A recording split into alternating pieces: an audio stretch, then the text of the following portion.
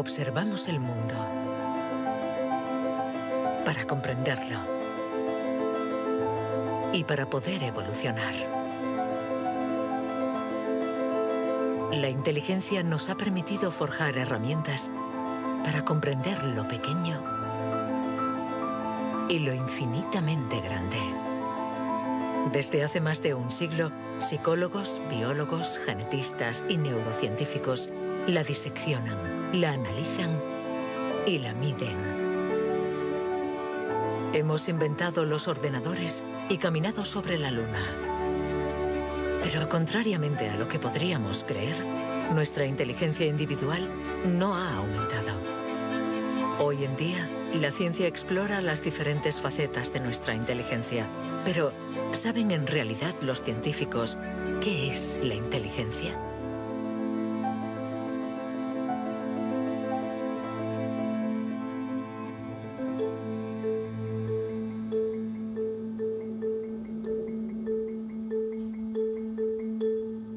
Inteligencia es relacionar. Unir elementos diferentes para hallar soluciones. Para entenderla, hay que conseguir dividirla y aislar todos sus componentes. Los investigadores estudian sus diferentes facetas.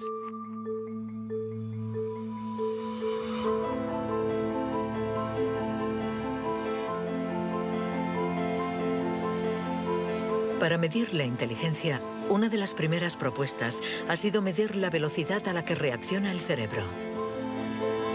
Este es el método que el profesor Ten-Illanuis ha utilizado. Él ha comparado nuestro tiempo de reacción con el de nuestros ancestros. Y los resultados de su estudio no nos favorecen.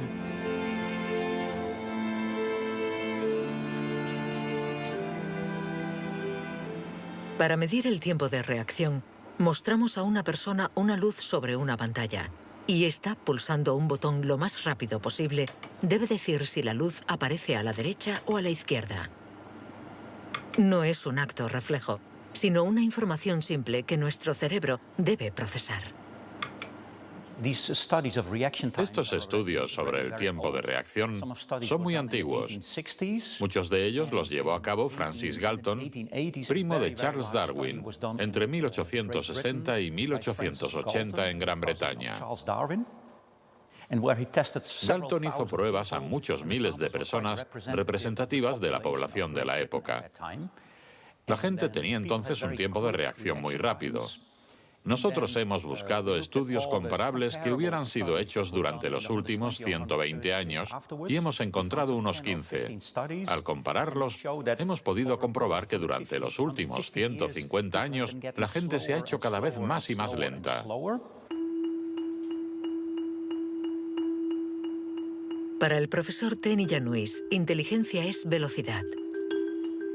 Y nuestro cerebro invierte como media 50 milisegundos más que el de nuestros bisabuelos a la hora de procesar una información simple. 50 milisegundos más puede sonar como un algo ridículamente breve. Pero si pensamos en las miles y miles de decisiones que debemos tomar cada día, y somos un poco más lentos en cada decisión, esto puede tener consecuencias muy, muy importantes.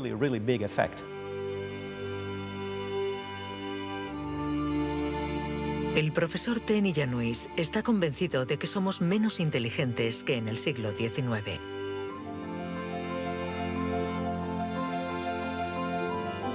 Y la prueba está en la increíble capacidad de invención de este periodo, marcado por una explosión de las innovaciones, de la creatividad, de las ideas. En el siglo XIX hubo muchas innovaciones fantásticas. Hay estudios que muestran que el número de inventos por habitante era 4 veces mayor que hoy en día.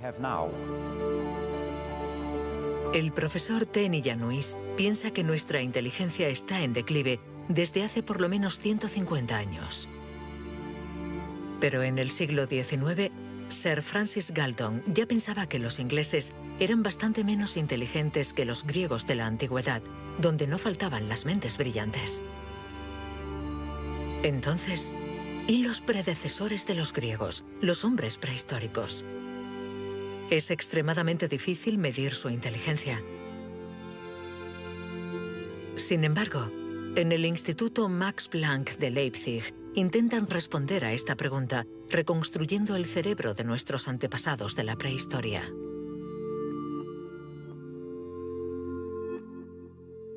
La paleoneurología es una ciencia muy frustrante, porque su objeto de estudio es casi inexistente. No hay cerebros fósiles. Lo que sí tenemos es la caja que contenía este cerebro.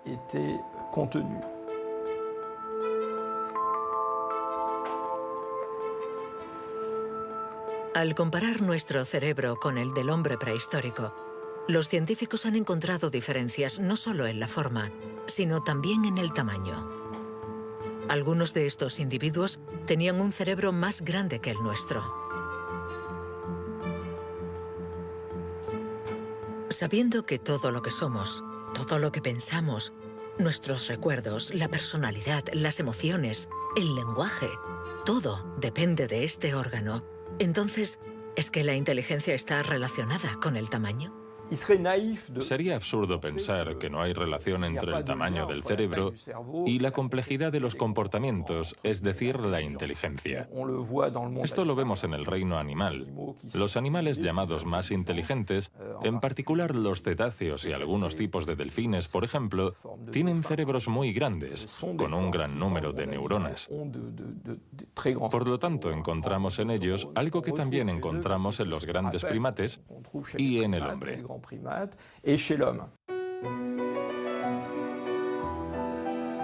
La evolución hizo crecer el tamaño de nuestro cerebro durante 2 millones de años, hasta alcanzar su máximo hace unos 15.000 años.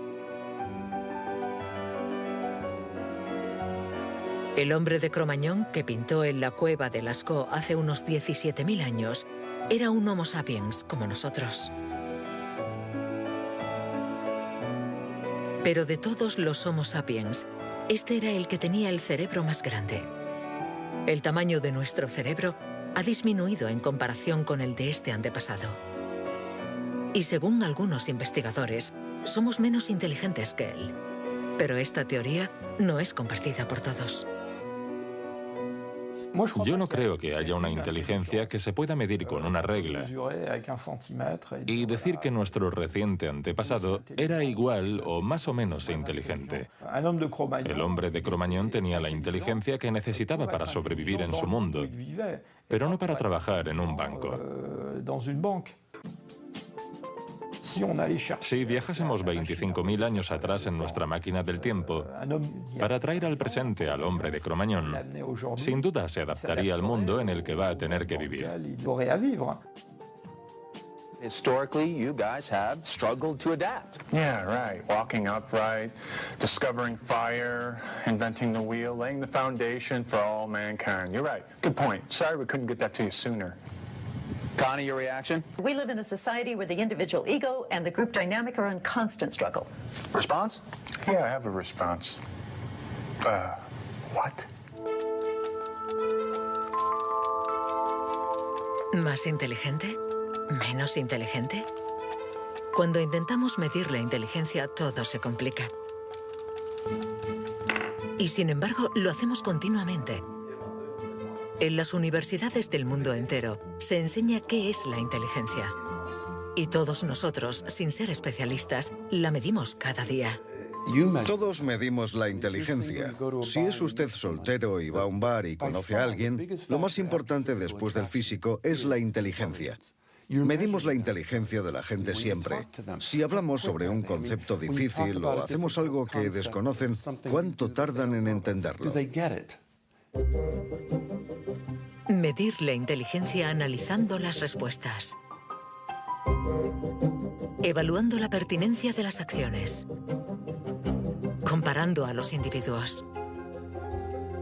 Un método que dio lugar a la única herramienta de la que disponemos para medir la inteligencia. El cociente intelectual, inventado por Alfred Binet a principios del siglo XX. Alfred Binet criticó bastante a los alienistas, los psiquiatras de la época. que hacían diagnósticos para juzgar la discapacidad intelectual, separando en grandes categorías: los idiotas, que tenían el grado más alto de discapacidad, después los imbéciles y luego los tontos. En opinión de Binet, sus juicios eran discutibles, muy difusos y diferentes de un psiquiatra a otro. Él pensaba que eran necesarios unos criterios objetivos y una única herramienta de evaluación basada en criterios científicos. En 1905, el Ministerio de Educación francés pidió a Binet que encontrara la manera de detectar a los niños con dificultades escolares. Él no tenía ninguna teoría sobre la inteligencia, pero observando a sus hijas, pensó que podría hacer una evaluación a partir del razonamiento, la capacidad de comprensión y la memoria. Lo que finalmente intentó hacer fue encontrar para cada grupo de edad los problemas característicos de ese grupo. Por ejemplo, les enseñaba una foto y les preguntaba qué representaba. Señaló que los niños de 3 años enumeraban lo que había en la imagen. Hay un señor, una señora, un banco, un árbol. Los de 7 u 8 años describían la imagen. Hay un señor y una señora sentados en un banco. Y por último, los de 12 años interpretaban la imagen. ¿Están tristes? ¿O bien el señor está enfermo? Y cosas así. Así, Binet desarrolló junto a Théodore Simon el primer test de inteligencia. Había nacido el clásico test de la edad mental. Es la relación entre la edad mental dada por el resultado del test y la edad real de la persona. La cifra se multiplica por 100 para obtener el cociente intelectual. Si un niño de 10 años resuelve las pruebas de uno de 12, será un niño adelantado y tendrá un cociente de 120.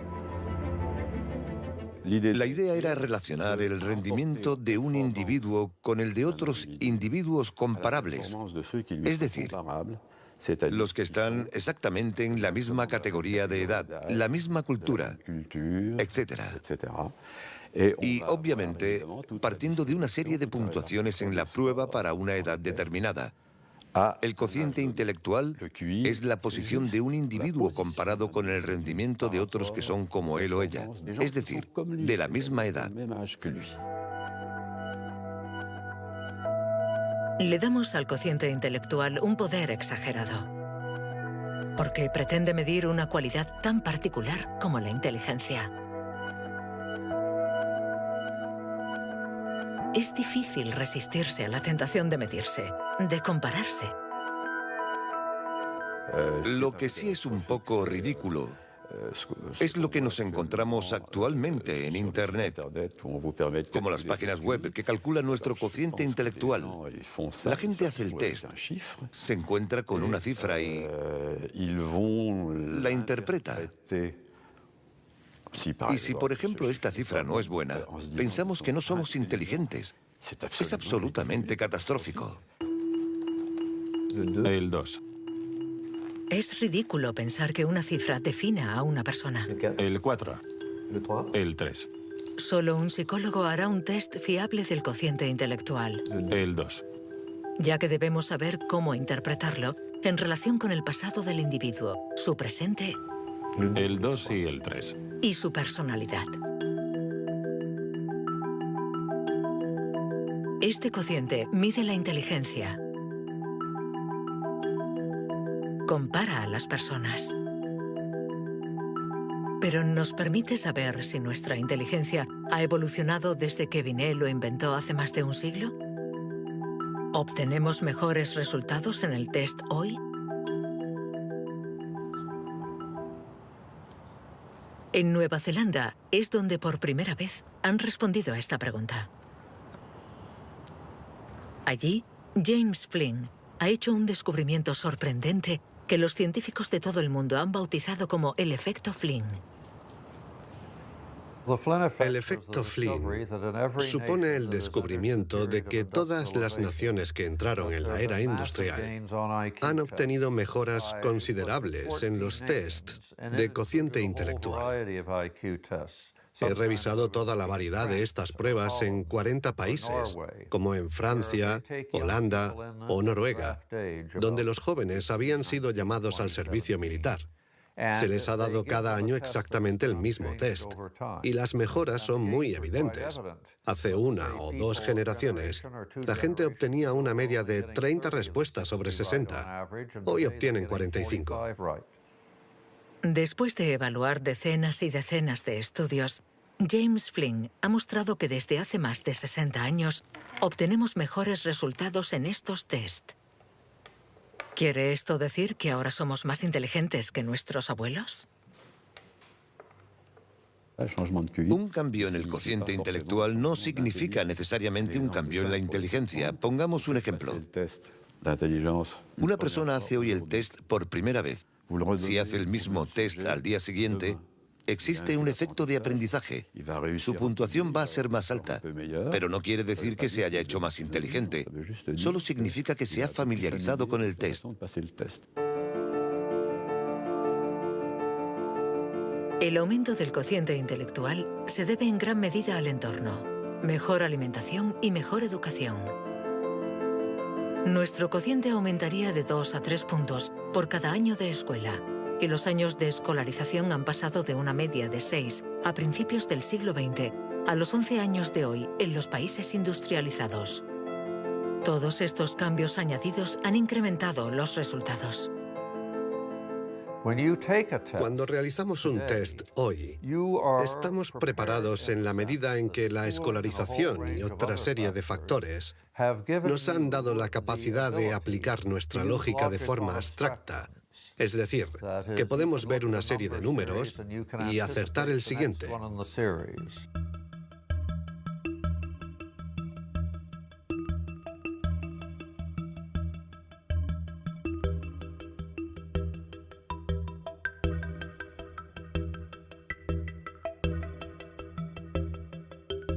En cuanto a la inteligencia, no hay que fiarse de las apariencias. Tener mejores resultados en estos test no implica que seamos más inteligentes. Se trata solamente de que estamos mejor preparados para pasar el test. Nuestra inteligencia es como un músculo que entrenamos para obtener de él todo su potencial, y con el entrenamiento podemos alcanzar nuestros límites. Las cifras lo demuestran. Tras decenios de mejora, los resultados de los test han llegado al tope. Incluso están empeorando en países como Inglaterra, Dinamarca o Noruega.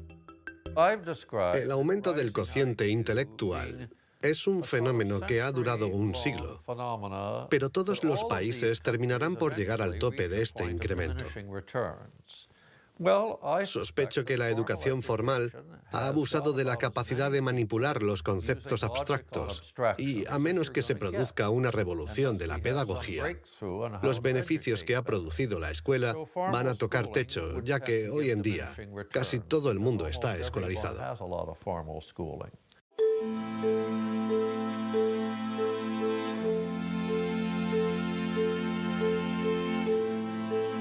Un cociente estancado. Cerebros cada vez más lentos y más pequeños. ¿Dónde está nuestra inteligencia? Las primeras herramientas para medir la inteligencia se inventaron hace más de un siglo. Y todavía estamos influenciados por las teorías de Sir Francis Galton y Alfred Binet. Pero hoy podemos llegar más lejos. En lugar de medir lo que la inteligencia produce, pongamos nuestra atención en el órgano que produce la inteligencia.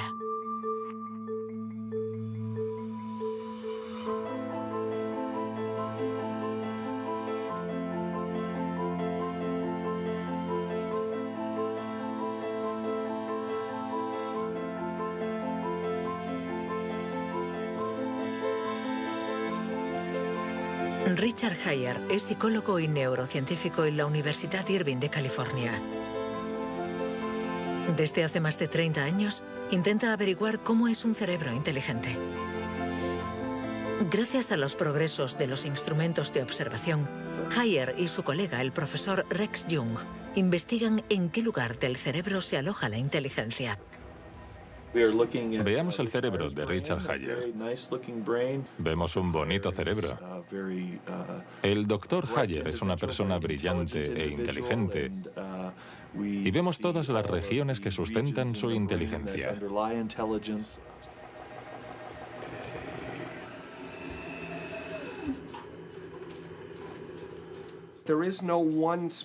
No existe ninguna zona en el cerebro a la que podamos llamar centro de inteligencia.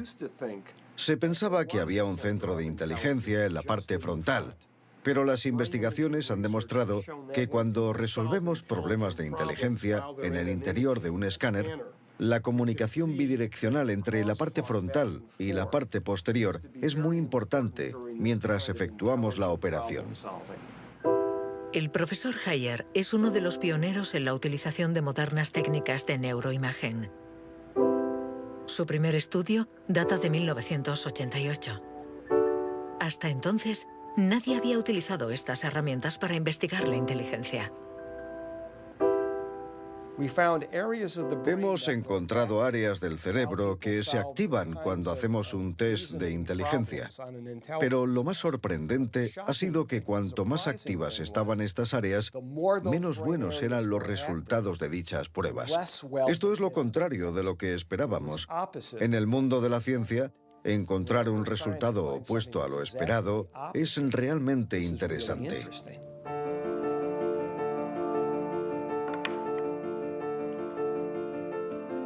Un cerebro inteligente no es un cerebro que funciona más, sino todo lo contrario. Es un cerebro que funciona menos. Esto es lo que llamamos neuroeficacia. Ser inteligente consiste en resolver un problema con el mínimo esfuerzo.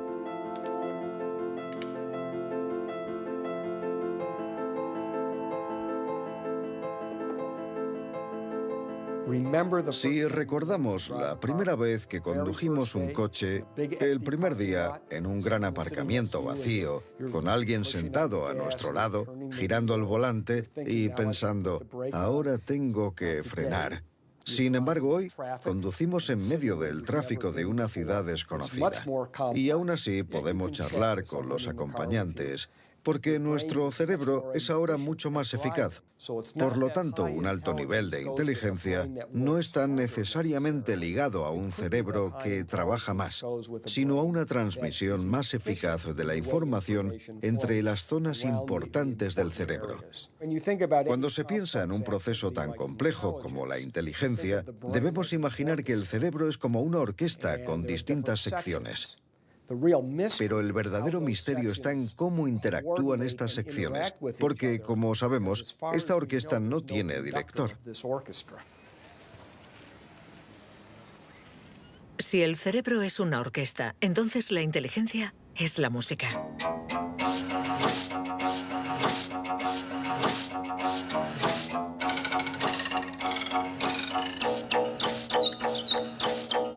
Cuando empezamos a interpretar la partitura, nunca sabemos cómo van a tocar juntos los músicos.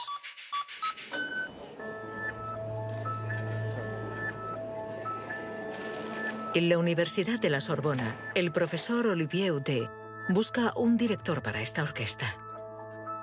Para encontrarlo, mide la actividad eléctrica del cerebro mientras los niños resuelven problemas.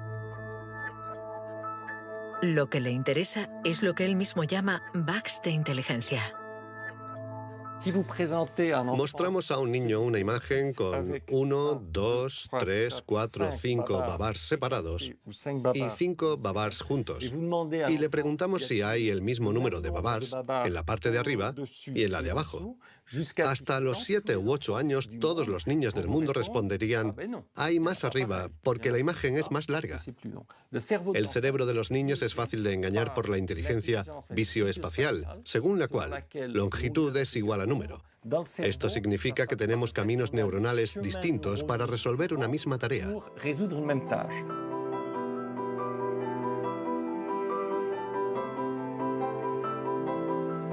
Contar o medir. Hay muchas soluciones para un mismo problema, y nuestro cerebro está continuamente luchando para inhibir las estrategias negativas. Lo que queremos mostrar, y esta es la originalidad de nuestro laboratorio, es que la inhibición es sin duda el proceso clave y positivo de la inteligencia, porque nos permite resistirnos a nosotros mismos.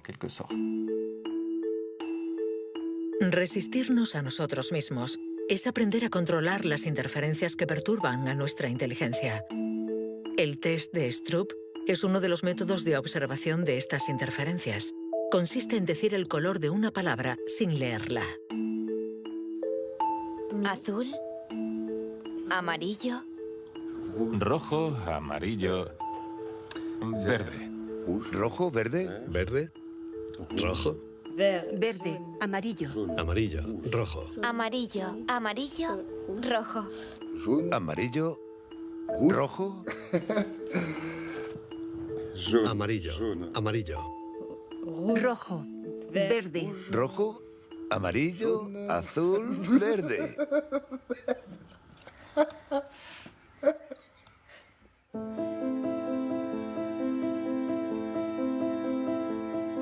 Para resolver un problema usamos diferentes regiones del cerebro unidas entre sí, pero que a veces entran en competencia. Pero ¿cómo se comunican las diferentes regiones? Este tema le interesa al profesor Douglas Fields, del Instituto Nacional de la Salud de Washington. El cerebro está hecho de dos clases de tejidos, materia blanca y materia gris. Todos hemos oído hablar de la materia gris, que es donde se encuentran las neuronas, en la superficie del cerebro. Pero debajo hay miles de conexiones, de cables, de axones que conectan las neuronas formando circuitos. Y es de color blanco porque estos axones están aislados por una membrana celular llamada mielina.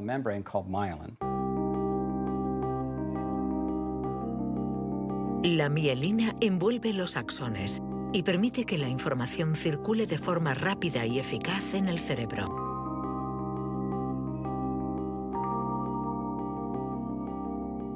Cuando nace un niño, su cerebro no está maduro. Sus funciones son mínimas. Un bebé no puede hacer casi nada. No puede alimentarse, su visión es muy limitada, no puede andar ni sujetar su cabeza.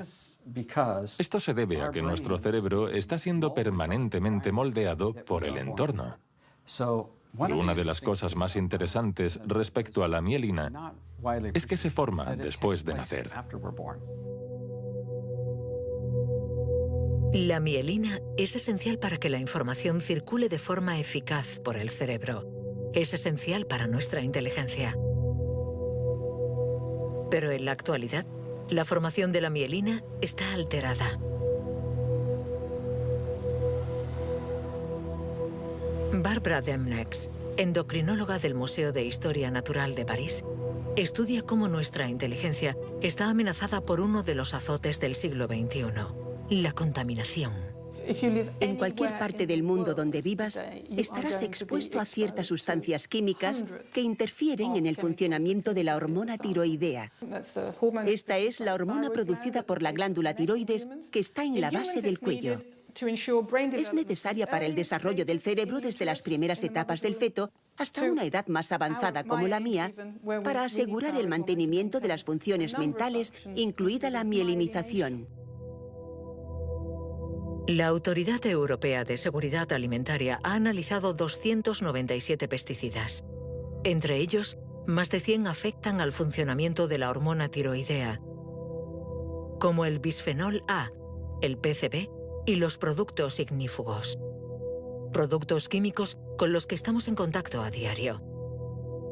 El equipo de Barbara Demnex ha demostrado que estos productos bloquean los receptores específicos de la hormona tiroidea de cada una de las células cerebrales y los efectos son considerables. Hay una evidencia sólida. Los científicos hemos observado los niveles de exposición en las madres.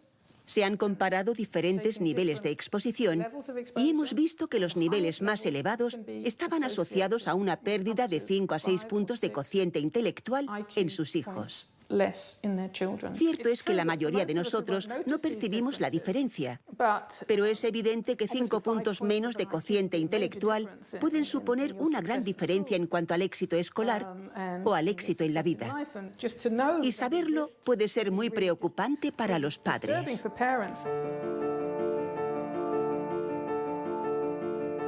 Nuestra inteligencia nos ha permitido crear un mundo complejo, pero a costa de degradar el medio ambiente.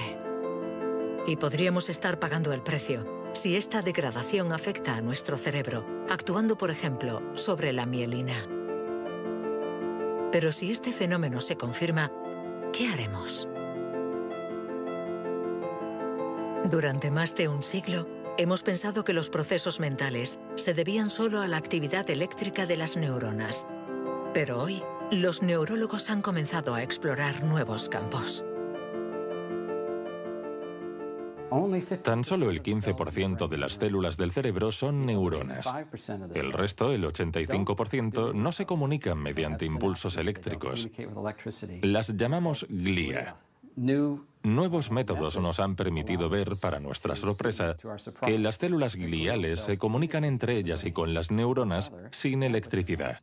Esto es un punto de partida fascinante, porque supone un cambio fundamental de conceptos respecto al funcionamiento del cerebro a nivel celular. Células gliales. Células mucho más numerosas que las neuronas y que forman su entorno. Algunas fabrican la mielina. Otras alimentan a las neuronas y las protegen. Estas se denominan astrocitos. Y un descubrimiento inesperado indica que los astrocitos juegan un papel en la inteligencia. Todo comenzó con un genio. En abril de 1955, en el Hospital Princeton de New Jersey, el patólogo Thomas Harvey dirigió la autopsia de Albert Einstein. El 18 de abril, a las 8 de la mañana, decidió robar el cerebro del hombre considerado como la encarnación del genio. Pretendía examinar este preciado órgano para encontrar el secreto de la inteligencia. Después de esconderlo en su casa durante 27 años, autorizó a otros científicos a examinarlo. Estos descubrieron en el cerebro de Einstein lo que podría ser el secreto de su inteligencia. El cerebro de Albert Einstein fue examinado para ver qué era lo que lo hacía más inteligente, y no pudieron encontrar ninguna diferencia en el número de neuronas ni en el tamaño. No había nada, excepto que su cerebro tenía más astrocitos. Esto llamó la atención de mucha gente sobre el papel de los astrocitos en la inteligencia. Los astrocitos. Células gliales identificadas hace más de un siglo. Aunque en los últimos años, los científicos han comprendido que su función no era mucho más compleja de lo que imaginaban. Los astrocitos sirven para muchas cosas. Controlan la sinapsis, controlan el flujo sanguíneo en el cerebro, alimentan a las neuronas, reaccionan a las heridas. Todas estas cosas estaban consideradas como tareas menores que los astrocitos hacían en el cerebro, y no habían sido tomadas muy en serio hasta que se dieron cuenta de lo determinantes que son los astrocitos para las neuronas. Un astrocito humano controla cientos de neuronas, muchas más que, por ejemplo, un astrocito de ratón. Basándose en esta observación, un equipo de la Universidad de Rochester ha realizado un experimento fascinante. Para entender mejor la inteligencia humana, han decidido cruzar la barrera de la especie y han trasplantado astrocitos humanos en el cerebro de un ratón.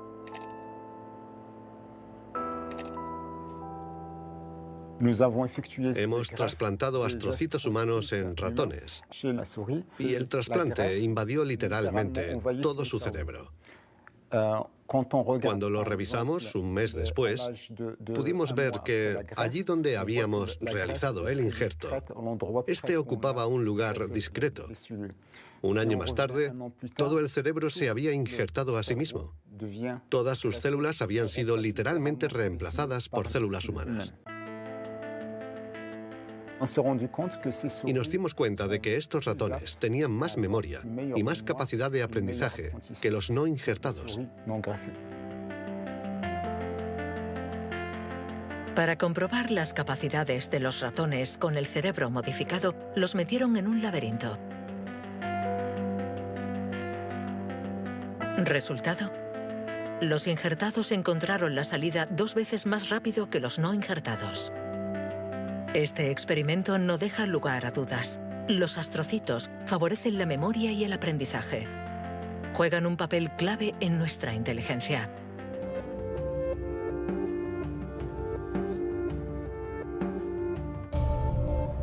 La inteligencia se refleja en el funcionamiento del cerebro. Pero ¿cómo se explica la diferencia entre las inteligencias de nuestros colegas, amigos o padres?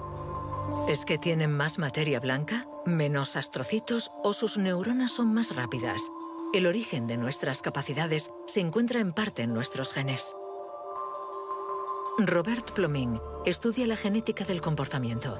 En sus investigaciones ha visto crecer a miles de niños y gracias a ello espera poder encontrar los genes que influyen en la inteligencia. A menudo la gente desea saber en qué medida la inteligencia viene determinada por los genes. En primer lugar, hay que insistir en que la palabra determinar no es adecuada. Debemos decir influenciar, ya que, como sucede con el tamaño, está estrechamente relacionado con los genes, pero no determinado por ellos. Si somos altos, es probable que nuestros hijos sean más altos que la media, pero si están mal alimentados o enfermos, serán más bajos. Esto no es determinar, es influenciar. En otras palabras, los genes nos dan el potencial y el entorno decide el resultado final. Para entender las relaciones complejas entre genes e inteligencia, Robert Plomin ha realizado miles de test en gemelos. Los gemelos idénticos tienen la particularidad de ser clones, tienen exactamente los mismos genes. Son completamente idénticos. Mismo pelo, mismos ojos, pero ¿tienen los mismos resultados en los test de inteligencia? La respuesta es sí. Sus resultados se parecen mucho más que los de otros hermanos. Esta es la prueba de que, sin ser completamente determinantes, los genes sí juegan un papel crucial. La mayoría de los países del mundo, más de 100, dispone actualmente de registros de gemelos porque reconocen la importancia del método gemelar a la hora de calcular la influencia de los genes.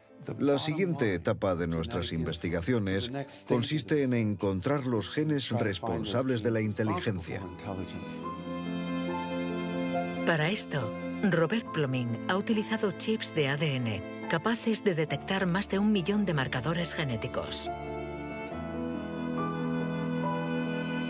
Comparando el ADN de los que tenían buenos resultados en los test, Plomin quería saber si ciertos genes se dan con más frecuencia.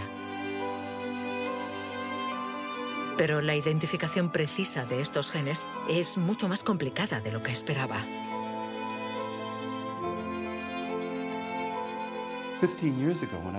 Hace 15 años, cuando comencé a buscar los genes de la inteligencia, nadie imaginaba que sería una tarea tan difícil. Pudimos identificar más de 300 genes que influyen sobre la inteligencia. El problema era que habíamos estudiado solo el 1%.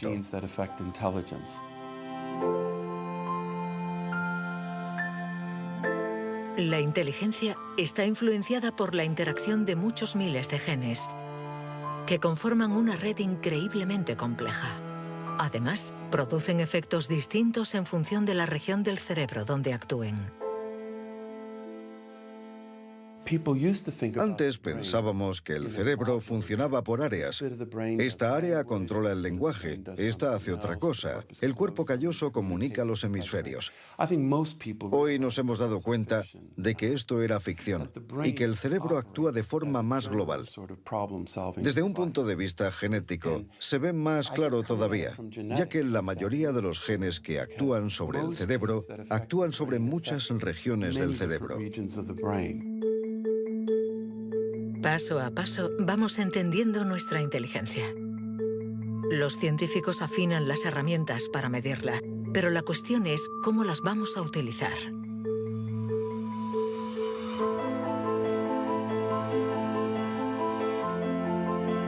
La inteligencia es lo que mejor predice nuestro nivel de estudios o nuestro empleo. Por lo tanto, hablar de la inteligencia es delicado, ya que tendemos a valorar, clasificar y jerarquizar, con el riesgo a equivocarnos que conlleva. El error de razonamiento está en considerar que la inteligencia puede ser esencialmente hereditaria. Y esto nos ha llevado a divagaciones, en mi opinión, total y absolutamente ridículas. Por ejemplo, en 1924, creo, se votó en Estados Unidos una ley que restringía la inmigración mediante cupos, porque en los test daban resultados menos buenos. Y se suponía que los inmigrantes eran hereditariamente menos inteligentes. Se limitó, pues, su entrada al país para evitar un descenso en la media. Como sabemos, entraban por la isla de Ellis, frente a Nueva York, donde muchos de ellos eran devueltos, sobre todo aquellos que se anticiparon al auge del nazismo. Pienso especialmente en los judíos de Europa del Este que fueron expulsados por razones absolutamente estúpidas. Durante mucho tiempo, creímos que nuestro origen era determinante y que nuestra herencia controlaba nuestras vidas. Después, por suerte, la ciencia ha abandonado esta visión determinista. Pero la inteligencia es algo especial. Un tema tan sensible que los pasos en falso han marcado su historia. William Shockley, físico visionario y premio Nobel por su descubrimiento del transistor, resultó menos brillante en sus estudios sobre la inteligencia. Dr. Shockley, if you could answer it yes or no, I would appreciate it. Do you believe that black people are inferior in intelligence because of their heredity? What I say is this. My research leads me, and it's a tragic conclusion, really, my research leads me inescapably to the opinion that the major cause of the American Negro's intellectual and social deficits is hereditary and racially genetic in origin, and thus not remediable to a major degree by practical improvements in environment. Then what do you see as the solution to the problem? I would propose that you would offer a bonus to everyone to be sterilized. The offer is based upon the best estimates, best scientific estimates that one can have of any genetically carried disabilities. 1974, prácticamente ayer. Una época nada lejana. Algunos utilizaban el cociente intelectual para justificar su racismo y excluir lo diferente. Joseph Skobanek sufre el síndrome de Asperger, una forma de autismo compatible con un cociente elevado. Graduado en ciencias políticas, doctor en filosofía y escritor, con 6 años no hablaba una palabra. Hoy habla 7 idiomas, entre ellos el hebreo, el árabe, el persa y el azerí. Yo formaba parte de esos niños cuyo destino era la basura. Durante mucho tiempo nos dijeron que las personas autistas eran deficientes intelectuales. Autismo llegó a ser casi sinónimo de discapacidad intelectual. Sin embargo, hoy sabemos que esto no es así. Toda sociedad humana necesita una jerarquía, necesita gente que marque la diferencia. Y tendemos a resumirlo todo bajo un criterio único. En Estados Unidos, la calidad humana y las jerarquías se definen por el cociente intelectual.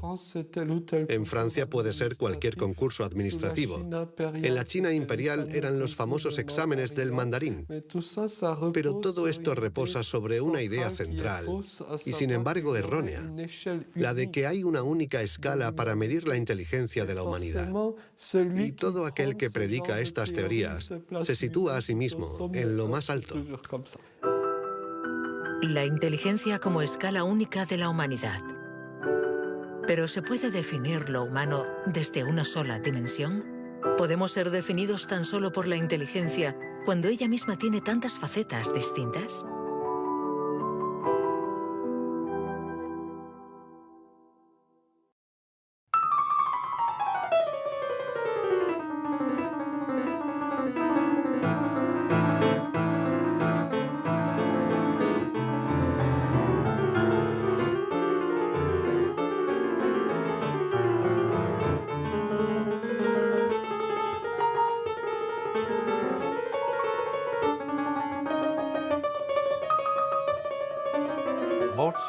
Nos han dicho siempre que Mozart podía tener en la mente una sinfonía entera.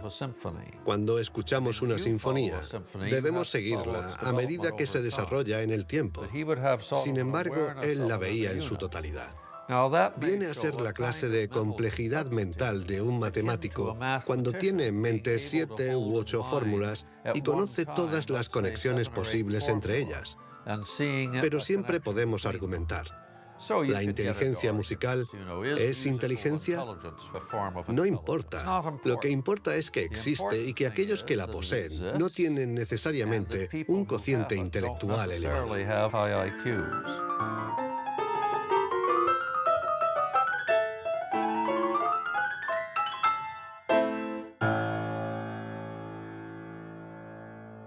Siempre ha existido una reticencia a considerar que existen formas distintas de inteligencia y una cierta tendencia a querer determinar un cociente intelectual general. Una única escala de inteligencia donde podemos situarnos por encima o por debajo. Pero la realidad lo contradice. Existen numerosas formas de inteligencia y podemos tener un nivel muy alto en algunas de ellas y un bajo nivel en otras. Esta idea estaba en los primeros estudios sobre la inteligencia. Hoy, los científicos ya han aceptado que sea cual sea el método utilizado, no van a conseguir medir la inteligencia con una escala única.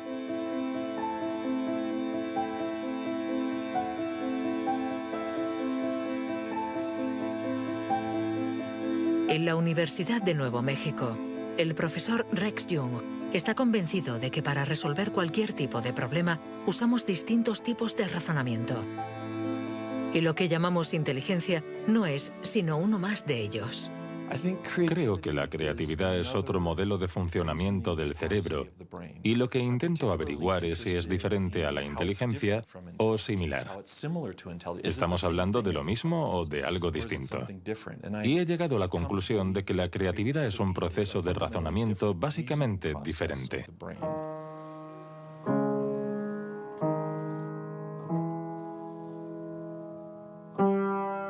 Leer una partitura es ser inteligente utilizando nuestros conocimientos.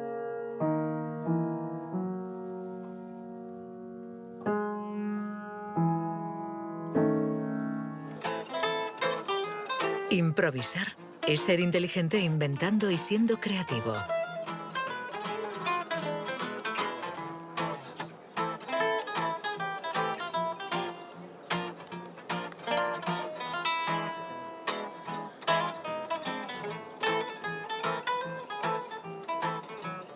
Un músico puede ser a la vez inteligente y creativo, un sujeto de estudio ideal.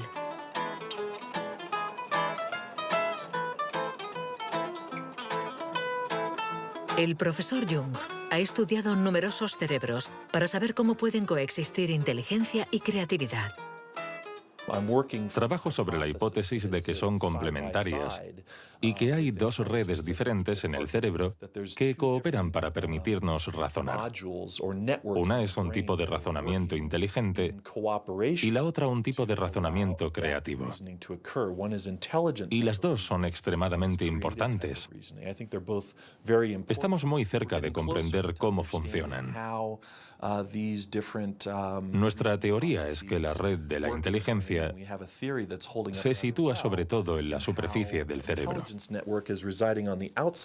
Con la creatividad las cosas son diferentes, porque depende principalmente de la llamada red de modo por defecto, situada en el interior del cerebro. Estas dos redes intercambian permanentemente información para que podamos resolver los problemas que nos plantea el mundo en que vivimos.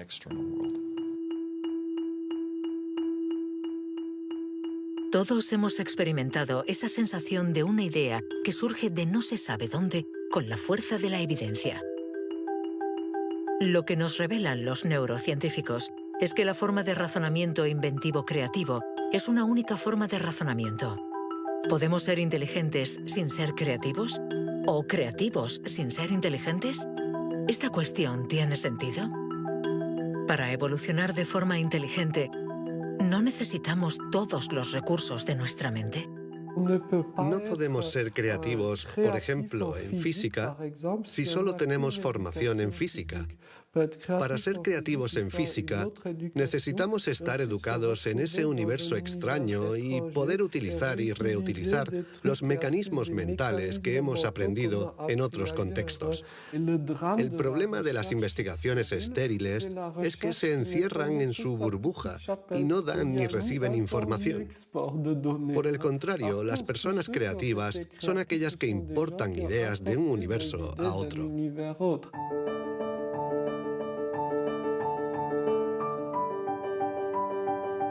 Los hilos se tejen. El cuadro se completa. Los científicos ensamblan poco a poco las diferentes piezas de nuestra inteligencia. Pero el mundo evoluciona y la inteligencia también. El cerebro está en permanente evolución y permite que la inteligencia se adapte a los problemas que debemos resolver, por múltiples y variados que estos sean. Cuando era niño, sabía que yo no funcionaba como los demás y era consciente de ello. Esto me hizo reflexionar y me llevó a imaginar un mundo plural. Un mundo donde no hubiera una única forma de clasificar y de medir, sino muchas. Lo que quiero decir es que la verdadera inteligencia humana no está en pensar de forma plural y saber tener en cuenta distintas formas de entender el mundo y no solo una.